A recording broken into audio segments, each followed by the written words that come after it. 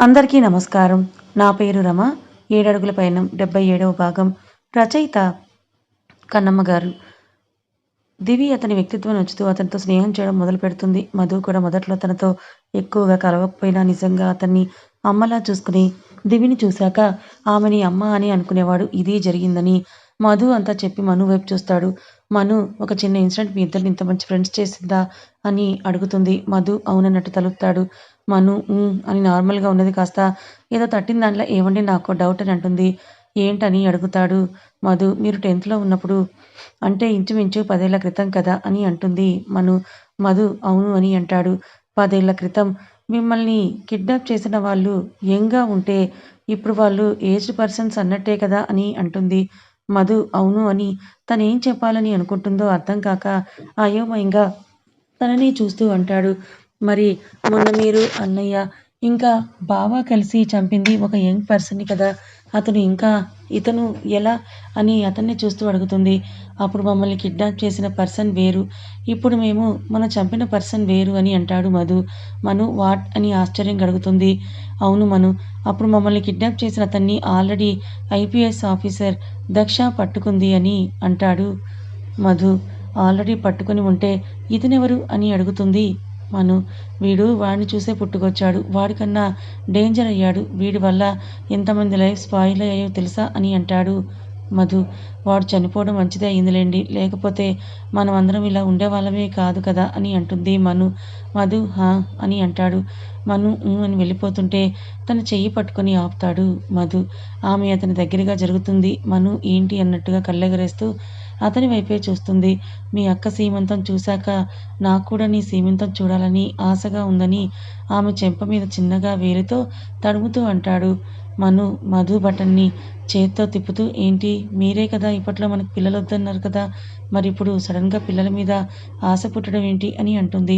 మధు నవ్వుతూ పిల్లల గురించి తర్వాత ఆలోచిద్దాం కానీ, మనం దాని గురించి మాట్లాడుకుందామా అని దాన్ని అనే పదాన్ని ఒత్తి పలుకుతూ చిలిపిగా చూస్తూ అంటాడు మధు. మను అతను ఏమనుకుంటున్నాడనేది అర్థం చేసుకొని దానికి ఇంకా టైం ఉంది మై డియర్ హస్బెండ్ అని నవ్వుతూ అంటుంది మధు. ఎన్ని రోజులు అని మెల్లిగా అడుగుతాడు. మను నవ్వి తెలియదు కానీ అని గ్యాప్ ఇచ్చి చెప్పి అతని పెదవుల మీద పెక్కిచ్చి అప్పటి వరకు దీంతో సరిపెట్టుకోండని నవ్వుతూ అక్కడి నుంచి బయటికి వెళ్ళిపోతుంది మను. ఆస్వాదించకుండానే ముగిసిన ఆ పెదవుల తడి అతనికి చిన్న అసహనం కలిగిస్తే మను నీకు ఊరించడం బాగా అలవాటయ్యిందని చిరుకోపంగా అనుకుంటాడు మధు. దివికి మెలకువ వచ్చి మెల్లగా నిద్రలేస్తుంది. తన రూమ్‌లో ఎవరూ లేకపోవడం చూసి మెల్లిగా బెడ్ దిగుతుంది. అలా బెడ్ దిగుతున్న టైంలో తనను తాను గమనించుకుంటుంది. బావా అని గట్టిగా అరుస్తూ ధీరజ్‌ని పిలుస్తుంది. రూమ్ బాల్కనీలో ఫోన్ మాట్లాడుతున్న ధీరజ్ దివి అరవడంతో ఏమైందో అని కంగారుగా కాల్ కట్ చేసి రూమ్‌లోకి వెళ్తాడు. ఏమైంది బేబీ అని దివి దగ్గరగా వస్తూ వాడు కంగారుగా అడుగుతాడు ధీరజ్. దివి కోపంగా చూస్తూ నేను పడుకున్నప్పుడు నా డ్రెస్ మార్చకూడదని నీకెన్ని సార్లు చెప్పాలని అడుగుతుంది. ధీరజ్ ఆమెకేం కాలేదని కాస్త రిలాక్స్ అవుతూ నువ్వు చెప్పావు కానీ నువ్వు ఇబ్బంది పడుతున్నావని డ్రెస్ మార్చానని అంటాడు ధీరజ్. నాకంత ఇబ్బంది అయితే నేనే లేచి మార్చుకుంటాను కదా అని అంటుంది దివి. నేను నీకు హెల్ప్ చేస్తే నన్ను తిడతావేంటే నువ్వు అని ధీరజ్ అంటాడు. తిట్టకుండా నీకు ముద్దు పెట్టాలా అని కోపంగా అడుగుతుంది దివి. ధీరజ్ పెట్టు వద్దన్నానా అని అంటూ ముందుకి మూతి ముడుస్తూ తన వైపుకు వస్తాడు. దివి రా పెడతా అని అతని ఫేస్ చేతులు తీసుకొని మొహం పక్కకు తిప్పి బుగ్గ మీద ముద్దిస్తున్నట్టు చేసి గట్టిగా కొరుకుతుంది. ధీరజ్ ఆ అని గట్టిగా అరుస్తాడు. దివి అతన్ని వదిలి చాలా ఇంకా కావాలా అని అడుగుతుంది. ధీరజ్ అతని చెంప మీద చేసుకొని దివి వైపే చూస్తూ నేను ముద్దు అడిగితే ఇలానా ఇచ్చేది అని దీనంగా ముఖం పెట్టుకొని అడుగుతాడు. నా దృష్టిలో ముద్దు అలానే ఉంటుంది అని కాస్త గట్టిగానే అంటుంది దివి. ఏమైంది నీకు ఇలా ఇంత ఉడుకులో ఉన్నావు అని అడుగుతాడు ధీరజ్. ఏ నేనిలా ఉంటే నీకేమైనా ప్రాబ్లం అవుతుందా అని దివి అడుగుతుంది. ధీరజ్ లేదు లేదు నాకు ఎలాంటి ప్రాబ్లం లేదని తన మూడ్ స్వింగ్స్ అర్థం చేసుకుంటూ అంటాడు. అది అలా చెప్పు అని అంటుంది దివి. ధీరజ్ హా అని అంటూ బుగ్గ నొప్పిగా అనిపిస్తున్నా హిహి అని నవ్వుతాడు. దివి గుడ్ ఇంకోసారి ఇలా నాకు నచ్చకుండా చేయకు అని ధీరజ్ వైపు కోపంగా చూసి ఫేస్ వాష్ చేసుకోవడానికి వాష్రూమ్కి వెళ్తుంది. ధీరజ్ తను వెళ్ళడం చూసి ఉఫ్ దీనికి ఎప్పుడు చిరాకు వస్తుందో ఏంటో తెలియడం లేదు. ప్రెగ్నెన్సీలో ఇన్ని చుక్కలు చూపిస్తుందని నేను అస్సలు అనుకోలేదని అనుకుంటూ తన మొహాన్ని అద్దంలో చూసుకొని మంచి బుగ్గను చెడగొట్టేసింది ఇది. నొప్పిగా ఉందని మెల్లిగా తన బుగ్గను తడుముతూ అనుకుంటూ ఉంటాడు ధీరజ్. దివి ఫేస్ వాష్ చేసుకుని బయటకొచ్చి, బావా ఆకలవుతోంది. కడుపులో పిల్లలు బాగా బాక్సింగ్ చేస్తున్నారు. తినడానికి ఏదో ఒకటి తీసుకొని రా అని అంటుంది దివి. ధీరజ్ ఏమీ జరగనట్టు మెల్లిగా మాట్లాడుతున్న దివి వైపే చూస్తాడు. ఏంటి బావా ఆకలిగా ఉందంటే అలా చూస్తున్నావు? ఏదో ఒకటి చెయ్యి అని అంటుంది దివి. నా పెళ్ళానికి ఇప్పుడు ఏం తెస్తే బాగుంటుందో, ఏం తింటే నా పెళ్ళాం కడుపుకు చల్లగా అనిపిస్తుందో అని ఆలోచిస్తున్నాను అని వెటకారంగా అంటాడు ధీరజ్. నేను ఏదైనా తింటాను, పర్వాలేదు బావ అని ముద్దుగా ఫేస్ పెట్టి అంటుంది దివి. ధీరజ్ ఆమె ఎక్స్ప్రెషన్ చూసి చిరుకోపంగా, రావేరా, నన్ను అమాంతం తిని అయిపోతుంది అని అంటాడు. ఇప్పుడు నేను ఏమన్నానని నా మీద ఇంతలా కోపం తెచ్చుకుంటున్నావు? ఏమైనా తినడానికి అడగడం కూడా తప్పేనా అని ధీరజ్తో అంటూ, చూడండి నాన్న, మీ నాన్నకి అస్సలు మన మీద ప్రేమనే లేదు. ఆకలవుతోందన్న బొమ్మలా నిలబడి చూస్తున్నాడు కానీ ఏదైనా తేవాలి అని కూడా ఆలోచించడం లేదు. పైగా నా మీద కోపం తెచ్చుకుంటున్నాడు అని తన కడుపు మీద చెయ్యేసుకొని అంటుంది దివి. ధీరజ్ ఆపవే ఇంక నీ ఓవర్ యాక్షన్, నేను ఏదో ఒకటి తీసుకొని వస్తాను అని అంటాడు. దివి నవ్వుతూ త్వరగా రా అని బెడ్ మీద కూర్చుంటుంది. దివి బెడ్ మీద కూర్చుంటే ధీరజ్ తన కోసం ఫుడ్ తీసుకొని రావడానికి వెళ్తాడు. చైత్ర ధీరజ్ రావడం చూసి, ధీరజ్ దివి లేచిందా అని అడుగుతుంది. లేచింది అత్తయ్య, తన కోసమే ఫుడ్ తీసుకువెళ్ళడానికి వచ్చానంటాడు ధీరజ్. హర్ష ధీరజ్ని సరిగ్గా గమనిస్తూ, నీ ఫేస్కి ఏమైందిరా అని అడుగుతుంది. ఉంది కదా, నీ కోడలు గట్టిగా కొరికిందని పళ్ళు నూరుతూ అంటాడు ధీరజ్. దివి కొరికిందా అని ఆశ్చర్యంగా అడుగుతుంది చైత్ర. అని అంటూ తలూపుతాడు ధీరజ్. ధీరజ్ ఇలా మాకు ఈ విషయం చెప్పడం అవసరమా అని ముసిముసిగా నవ్వుతూ అంటుంది చైత్ర. విక్రమ్ ఇంకా కిట్టు అక్కడికి వస్తూ, ఏంటి, ఏం మాట్లాడుతున్నారు అని ధీరజ్ వైపే తీక్షణంగా చూస్తూ అడుగుతారు. ధీరజ్ నీ బుగ్గకి ఏమైందని అడుగుతాడు. ధీరజ్ దివి కొరికిన విషయం చెప్తాడు. రేయ్, అందరికీ ఈ విషయం గురించి చెప్పాలా అని హర్ష అంటుంది. మరి అందరూ నా బుగ్గ చూసి ఏమైందో అని అడగకపోతే అర్థం చేసుకోవచ్చు కదా అని అంటాడు ధీరజ్. బాగా మాటలు ఎక్కువవుతున్నాయిరా నీకు. ముందు దివి కోసం ఏదో ఒకటి తీసుకొని వెళ్ళు అని అంటుంది హర్ష. మీరు తీసుకువెళ్ళండి అని చైత్రని ఇంకా హర్షని దివి దగ్గరికి పంపిస్తాడు ధీరజ్. నువ్వు వెళ్లకుండా వాళ్ళని పంపించావేంట్రా అని అడుగుతాడు కిట్టు. నాన్న, మామయ్య మిమ్మల్ని ఒక విషయం అడగాలని అనుకుంటున్నాను. అందుకే వాళ్ళని ఇక్కడి నుంచి పంపించాను. మీరు కాస్త నాకు నా డౌట్స్కి ఆన్సర్స్ చెప్పండి అని అంటాడు ధీరజ్. కిట్టు, విక్రమ్ ఏంటి ధీరజ్ అని అడుగుతారు. దివి కన్సీవ్ అయినప్పటి నుంచి నాకు చుక్కలు చూపిస్తోంది. ఏ క్షణం ఎలా ఉంటుందో అస్సలు తెలియడం లేదు. అమ్మ ఇంకా అత్తయ్య కూడా ఇలానే చేశారా, లేదా దివి నన్ను కావాలని ఏడిపిస్తుందా అని అడుగుతాడు ధీరజ్. విక్రమ్ ఇంకా కిట్టు నవ్వుతారు. ఏంటి, నేను అడుగుతుంటే మీరు నవ్వుతున్నారు అని అంటాడు ధీరజ్. మరి నవ్వక ఇంకేం చేయమంటావు? మేము ఆల్రెడీ అనుభవించాం, ఇప్పుడు నువ్వు అనుభవిస్తున్నావు అని అంటాడు విక్రమ్. మావయ్య, మీరు నవ్వకుండా ఎలా హ్యాండిల్ చేయాలో చెప్పండి ప్లీజ్ అని అడుగుతాడు ధీరజ్. అక్కడ మేము చెప్పడానికి ఏమీ లేదు ధీరజ్, నువ్వే ఏదైనా హ్యాండిల్ చేయాల్సి ఉంటుంది అని అంటాడు కిట్టు. నేను చేసే వరకు చేస్తున్నాను కానీ తనలా ఉండడం వల్ల ఇబ్బందిగా ఉంది అని అంటాడు. నీకన్నీ ఎక్కువ ఇబ్బంది తనే పడుతుంది ధీరజ్ అని అంటాడు విక్రమ్. అవును ధీరజ్, నువ్వు నీకు ఇబ్బంది అవుతుందని చెప్తున్నావు కానీ దివికి తనకు అసలు ఎలా ఇబ్బంది అవుతుందో అనేది కూడా తెలియదు. ఆ ఇబ్బంది ఏంటో తెలియక క్షణం క్షణం వాళ్ళ మూడ్ చేంజ్ అవుతూ ఉంటుంది. అందుకే మన మీద చిరాకు తెచ్చుకుంటూ ఉంటారు. వాళ్ళేదో మనల్ని ఇబ్బంది పెట్టాలని అలా చెయ్యరు, అది అనుకోకుండా అలా అయిపోతుంది అని అంటాడు కిట్టు. అవును ధీరజ్, కిట్టు చెప్పింది నిజమే. ఇంకా దివికి ఎక్కువ వామిటింగ్స్ కూడా కావడం లేదు. అదే కొంతమందికి అయితే 9 months వరకు వామిటింగ్స్ అవుతూనే ఉంటాయి. కడుపులో తిప్పుతూ ఉంటుంది, ఆకలి అవ్వదు, వెయిట్ పెరుగుతున్న కొద్దీ ఎక్కువ బరువు అవుతున్నారు అని ఫీల్ అవుతూ ఉంటారు. కొంతమంది పడుకోలేరు, నిద్ర సరిపోక పిచ్చి ఆలోచనలు చేస్తారు, ఎక్కువసేపు కూర్చోలేరు, ఎక్కువ నడవలేరు, ఇలా ఎన్నో ఉంటాయి. దివిలో చాలా తక్కువ చేంజెస్ ఉన్నాయని అంటాడు విక్రమ్. ధీరజ్కి దివి నైట్లో ఊరికే కదలడం గుర్తు చేసుకొని దివి కూడా ఇబ్బంది పడుతుందని అనుకుంటాడు. కిట్టు ధీరజ్ భుజం మీద చెయ్యేసి, ధీరజ్, మనం నానవ్వడానికి ఆడవాళ్ళు పిల్లల్ని కంటే సరిపోతుంది కానీ ఆడవాళ్ళు మనల్ని తండ్రిని చేయడానికి ఎన్నో ఇష్టాలను కోల్పోతారు, ఎంతో సఫర్ అవుతారు. ఆ టైంలో మనం కష్టం అనుకోకుండా తోడుగా ఉంటే వాళ్ళు సంతోషంగా ఫీల్ అవుతారు అని అంటాడు ధీరజ్. అని అంటాడు. ఆడవాళ్ళు ఏ విషయమైనా మర్చిపోతారేమో కానీ వాళ్ళు కడుపుతో ఉన్నప్పుడు ఇంకా బిడ్డను కన్నాక వీళ్ళని ఎలా చూసుకున్నారు అని విషయం జీవితాంతం గుర్తుపెట్టుకుంటారు అని అంటాడు. కిట్టు, అందుకే నువ్వు దివిని జాగ్రత్తగా చూసుకో. తను నిన్ను ఇబ్బంది పెట్టినా కష్టంగా ఫీల్ అవ్వకు అని అంటాడు. ధీరజ్ చిన్నగా నవ్వి అలాగే డాడీ అని అంటాడు. ఇన్ని రోజులు బాధ్యతగా ప్రేమగా చూసుకున్నాను. ఇక మీదట తన మీద అభిమానము ఇంకా రెస్పెక్ట్తో ఇంకా జాగ్రత్తగా చూసుకుంటానని అంటాడు ధీరజ్. కిట్టు ఇంకా విక్రమ్ ఆ మాటలకి చాలా హ్యాపీగా ఫీల్ అవుతారు. సరే నువ్వు రూమ్కి వెళ్ళు, దివి నీ కోసం చూస్తూ ఉంటుంది అని విక్రమ్ అంటాడు. ధీరజ్ హా అని రూమ్కి వెళ్తాడు. రూమ్లోకి వెళ్తూ డోర్ దగ్గర ఆగిపోయి దివి చైత్ర ఒడిలో పడుకొని ఉండడం చూస్తాడు. చైత్ర తన తల నిమురుతూ మెల్లిగా మాట్లాడుతూ ఉంటుంది. వాళ్ళని కాసేపు అలానే వదిలేయాలని బయటికి వెళ్ళిపోతాడు ధీరజ్. అద్విక్ రూమ్లో అద్దు కోసమే వెయిట్ చేస్తూ ఉంటాడు. అద్దు రూమ్లోకి వస్తూ అద్విక్ అటు ఇటు తిరుగుతూ ఉండడం చూసి, ఏంటి బావా, ఎందుకలా తిరుగుతూ ఉన్నావు అని అడుగుతుంది. తిరగడం కాదే, నీకోసమే వెయిట్ చేస్తూ ఉన్నాను అని అంటాడు అద్విక్. నా కోసమా? ఎందుకు?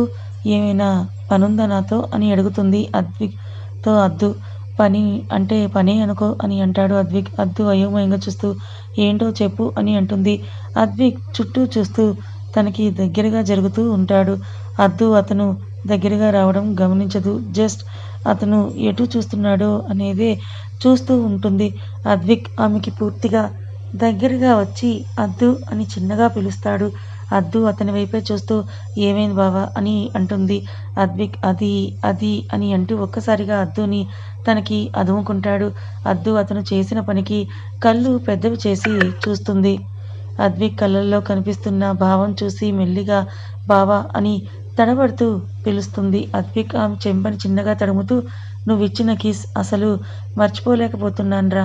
ఇందాక తింటున్నప్పుడు కూడా నీ పెదాలు నా పెదాల మీదనే అన్నట్లు అనిపిస్తూ ఉంది అని మెల్లిగా మత్తుగా చూస్తూ అంటాడు. అద్దు ఆ మాటలకి సిగ్గుపడుతూనే అతను ఏం చేస్తాడా అని గుట్కలు మింగుతూ అతన్ని చూడలేక చూస్తూ ఉంది. అద్విక్, నేను అది మర్చిపోలేకపోతున్నాను కాబట్టి నువ్వు ఒక పని చెయ్యాలి అని అంటాడు. అద్దు మెల్లిగా ఏం పని అని తడబడుతూ పెరిగే తన గుండె సవ్వడిని అదుపు చేసుకోవడానికి ట్రై చేస్తూ అడుగుతుంది. అద్విక్ నవ్వుతూ అదే, పెద్దవాళ్ళు అంటారు కదా, ముళ్ళుతోనే తీయాలి అని. అందుకే నువ్వు కూడా అద్దు నేను కూడా అని నెక్స్ట్ ఏం చెప్తాడా అని చూస్తూ ఉంటుంది. అద్విక్ చిలిపిగా చూస్తూ అందుకని మళ్ళీ నాకు ముద్దు పెట్టవా అని అంటాడు. అద్విక్, బావా ఏం మాట్లాడుతున్నావు నువ్వు అని మెల్లిగా తడబడుతూ అడిగింది అద్దు. అద్విక్ తన వైపు చూస్తూ అయ్యో నీకు అర్థం కాలేదా, నాకు ఇందాక పెట్టినట్టుగా మళ్ళీ ముద్దు పెట్టని అంటున్నాను. నా పెదాల మీద ఉన్న నీ పెదాల తాలూకు ముద్రని తీసేయమని అంటున్నానని మెల్లిగా అంటాడు అద్విక్. అద్దు, బావా ముద్దుతో తీసేయడం ఏంటి, నువ్వు అలా ఏదేదో మాట్లాడకు అని సిగ్గుని దాయలేక దాస్తూ అంటుంది. అద్విక్, అబ్బా అద్దు అర్థం చేసుకో, నా వల్ల కావడం లేదు, అయినా నేను ముద్దే కదా అడిగాను అని చిన్న పిల్లాడిలా క్యూట్గా ఫేస్ పెట్టి అడుగుతాడు. అద్దు బ్లష్ అవుతూ బావా అని కష్టంగా పిలుస్తూ తడి ఆరిన పెదాలని తడుపుతూ అతని వైపు చూడలేక కష్టంగా చూస్తూ ఉంటుంది. అద్దుని అతనికి అదుముకుంటూ నువ్వు నీ పెదాలను తడి చేసుకోవడం ఎందుకమ్మా, నేను చేస్తాను కదా అని హస్కీగా అంటాడు అద్విక్. అద్దు అతని వైపు చూసి బావా అని అనేలోపే ఆమె పెదాలని అతని పెదాలతో ముడివేసేస్తాడు అద్విక్. అద్దు అతని చుట్టూ చేతులు వేసి అతనికి ముద్దు పెట్టడంలో సహకరిస్తూ తన ముని వేళ్ల మీద నిలబడుతుంది. 10 నిమిషాల పాటు ఆమె అదరంతో ఆటలాడి మెల్లిగా ఆమె పెదాల్ని వదులుతాడు అద్విక్. ఇద్దరి పెదవుల మధ్య యుద్ధానికి అద్దు పెదాలు కాస్త కందుతాయి. ముద్దు పెట్టినప్పుడు పెదాల ముద్ర అలానే ఉంటుంది, ఇప్పటికైనా తెలిసిందా అని ఆమె కళ్ళల్లోకి కొంటిగా చూస్తూ అంటాడు అద్విక్. నిజంగానే అద్విక్ పెదాల స్పర్శ తనకి ఇంకా ఆమె పెదాల మీద తెలుస్తూ ఉంటే ఆమె బుగ్గలు ఎరుపు వర్ణాన్ని దిద్దుకుంటాయి. అద్దు సిగ్గుతో మాట్లాడలేకపోతూ ఉంటే ఏంటి, నేను నీకు నువ్వు ముద్దు పెట్టినట్టు పెట్టలేదా, నా పెదాల స్పర్శ నీకు తెలియడం లేదా అని అమాయకంగా చూస్తూ అంటాడు అద్విక్. అలా మాట్లాడుతూనే ఆమె నడుముని చిన్నగా మీటుతూ ఉంటాడు. అద్దుకి మాటలు రాకుండా చేస్తూ మాట్లాడమని అంటే తనేం మాట్లాడుతుంది. గుటకలు మింగుతూ గొంతు తడారిపోతూ ఉంటే అతని వైపే చూస్తూ ఉంటుంది. ఏంటి, ఏమీ మాట్లాడడం లేదు, నేను పెట్టిన ముద్దు నీకు నచ్చలేదా అని అడుగుతాడు అద్విక్ మెల్లిగా. ఆమె నడుముని ప్రెస్ చేస్తూ అద్దు కష్టంగా నాకు మాటలు రాకుండా చేస్తూ మాట్లాడమని అంటే ఏం చెయ్యను అని ఒక్క మాటని అంటుంది. అద్విక్ నేనేం చేశాను అద్దు అని అంటూ మెల్లిగా అడుగుతాడు. అద్దు చేసేదంతా చేస్తూ మళ్ళీ ఏం చేశానని అలా ఎలా అడుగుతున్నాడో చూడు అని మనసులో అనుకుంటూ నువ్వేమీ చెయ్యలేదులే కానీ నన్ను వదులు బావా, ఊపిరి ఆడడం లేదు నాకు అని బాధగా అంటుంది మెల్లిగా. అద్దు నేను ఉన్నదే నీకు ఊపిరి అందివ్వడానికి, నన్ను దూరం జరగమని అంటావేంటి అని తనకి మళ్ళీ ముద్దు పెట్టడానికి ఆమె పెదాల వైపే చూస్తూ అంటాడు అద్విక్. అద్దు ఊహు అని అంటూ తల అడ్డంగా ఊపుతుంది. ఎందుకు అని అన్నట్టుగా అద్విక్ అలిగినట్లు ఫేస్ పెట్టి చూస్తాడు. అద్దుకి ఆ పట్టు చిన్నగా వదలడం తెలిసి అద్విక్ని చిన్నగా నెడుతుంది. అద్విక్ 2 అడుగులు దూరం జరిగి అద్దు వైపే చూస్తాడు. వేసిన వేషాలు, పెట్టిన ముద్దులు కూడా చాలు, ఇంకా పడుకో అని సిగ్గుపడుతూనే అంటుంది అద్దు. అద్దు అన్యాయమే ఇది. నేను తనివి తీరా నీకు ముద్దే పెట్టలేదు. జస్ట్ 10 మినిట్స్ మాత్రమే పెట్టాను అని అంటాడు. అద్దు ఆశ్చర్యంగా చూస్తూ బావా 10 మినిట్స్ మాత్రమే అని అంటున్నావేంటి? ఒకసారి నా పెదాలపై చూడు ఎంతగా కందిపోయి ఉన్నాయో అని చిరుకోపంగా చూస్తూనే అంటుంది అద్విక్. అప్పుడు ఆమె పెదాలను చూసి మెల్లిగా పెదాలను తడుముతూ జస్ట్ చిన్న చిన్న ముద్దులకే నీ పెదాలు ఇలా కందిపోతే ఎలా అద్దు? రేపు రేపు ఇంకా చాలానే ఉంటాయి కదా అని అంటాడు అద్దు. బావా నువ్వు నన్ను ఈరోజు బాగా ఉడికిస్తున్నావు అని ఏడుపు మొహం పెట్టుకుని అంటుంది. అద్విక్ నవ్వుతూ ఆమెని ప్రేమగా హత్తుకుని తన నుదుటి మీద ముద్దు పెట్టి ఈరోజు నేను చాలా హ్యాపీగా ఉన్నానురా. మొదటిసారి నువ్వుగా నాకు దగ్గరగా రావడం నాకు బాగా నచ్చింది. అందుకే నిన్ను కాసేపు అలా టీజ్ చేశాను అని అంటాడు. అద్దు అని అంటుంది. చిన్నారి వద్దు అని చెప్పినప్పుడు వినాలి. సైలెంట్గా నా బుక్ నాకు ఇచ్చేయ్ అని అజిత వెనుక మెల్లిగా నడుస్తూ అంటాడు అనిరుద్. నోవే నువ్వు నీ చిన్నప్పుడు ఎలా ఉన్నావు అనేది నేను చూడాల్సిందే అని అతనికి దొరకకుండా ఆ బుక్ని అటూ ఇటూ చేతులు మార్చుతూ ఉంటుంది చిన్నారి. అనిరుద్ కాస్త వేగంగా నడిచి ఆమెను పట్టుకుని గోడకి లాక్ చేస్తాడు. అతను సడన్గా అలా లాక్ చేసేసరికి అజిత అతని వైపు బెరుగ్గా చూస్తుంది. అనిరుద్ ఆ ఆల్బమ్ ఇటివ్వు అని ఆమె కళ్ళల్లోకి సూటిగా చూస్తూ అంటాడు. అజిత ఆమె చేతుల్ని పైకెత్తి ఇవ్వను అని అన్నట్లుగా తలని అడ్డంగా ఊపుతుంది. అనిరుద్ ఎలా ఇవ్వవో నేను కూడా చూస్తాను అని అంటూ ఆమె చేతిలో ఉన్న ఆల్బమ్ తీసుకోవడానికి ట్రై చేస్తూ అనుకోకుండా ఆమెకి చెరువుగా జరుగుతాడు. అజిత ఆల్బమ్ ఇవ్వకుండా చేతులు మార్చుతూ అనిరుద్ని పట్టుకోవడానికి ట్రై చేసే పనిలో ఇద్దరు ఒకరికొకరు చాలా దగ్గరగా ఉన్నారు. విషయం గమనించరు. అనిరుద్కి ట్రై చేసి విసుగు వచ్చి ఒక్కసారిగా ఆమె మీదకి ఒరిగిపోయి ఆమె 2 చేతుల్ని పట్టుకుంటాడు. కథ ఇంకా ఉంది. కథ నచ్చితే లైక్ చేయండి, మరి కొంతమందికి షేర్ చేయండి. ఇలాంటి మంచి కథల కోసం ఛానల్ని సబ్స్క్రైబ్ చేసుకోండి. Thank you so much.